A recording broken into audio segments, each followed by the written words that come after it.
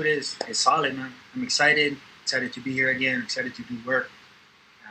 It's what I love to do. So there's no bad vibes, there is no negatives. It's all forward movement. I read this story.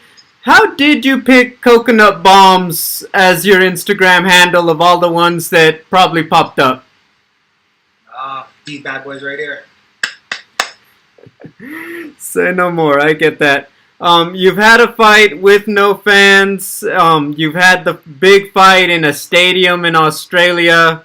Can you say for sure which experience you prefer now that you've had both ends of the spectrum? I miss the crowd. I miss having the crowd out there. I miss the vibes they give out, the boos, the cheers.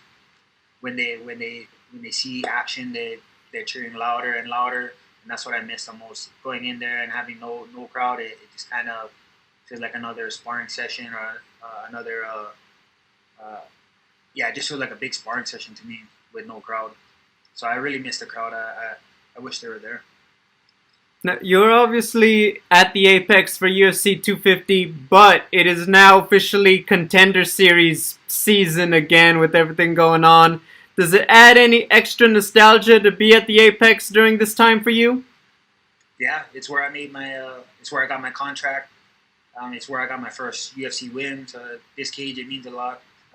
It's all the cages is home for me, but this one means the most because this is where I had my monumental moments.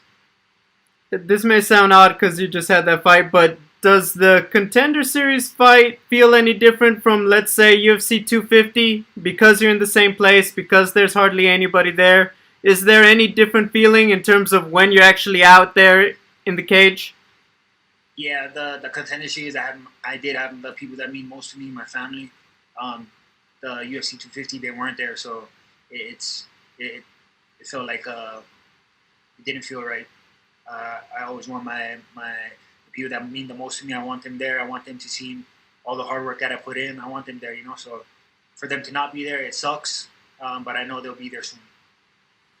And then finally, what do you got to watch out for Darren Stewart as an opponent? He's an aggressive opponent. Likes to lead off with his kicks and his hands, and he loves to do that double leg. So I'm looking to use my forward, cut angles, and use my boxing in smart ways. Thanks, man. Yeah, of course. We'll go next to Adrian Galardo with Valvo Brazil. Your line is open. Hello, Maki. I'm from. My first question is this your most important fight in your career? It is. You know, after my Charles Bird fight, this is exactly what I wanted going into it. I wanted a bigger guy. I wanted to have a serious opponent that will potentially wake up the middleweight division and let them know that I mean business. A lot of people are thinking that I should bounce back and forth between welterweight and middleweight. But this is where I got my contract. This is where I mean business, and this is where I want to be. Perfect. Another question is, Darren Stewart is an experienced fighter. What was your preparation for this fight? I've done my studies. He's a strong opponent. He's a very dangerous guy.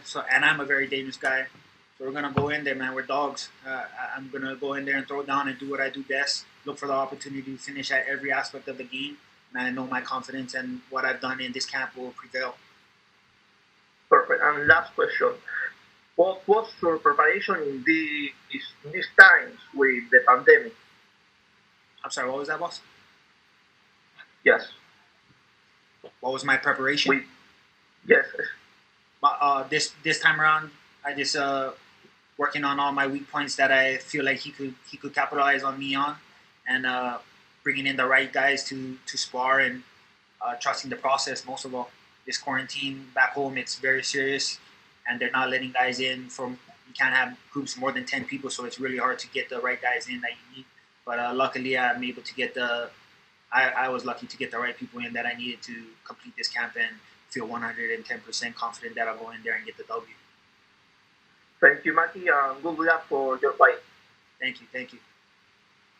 We'll go next to Bryson Hester. Your line is open.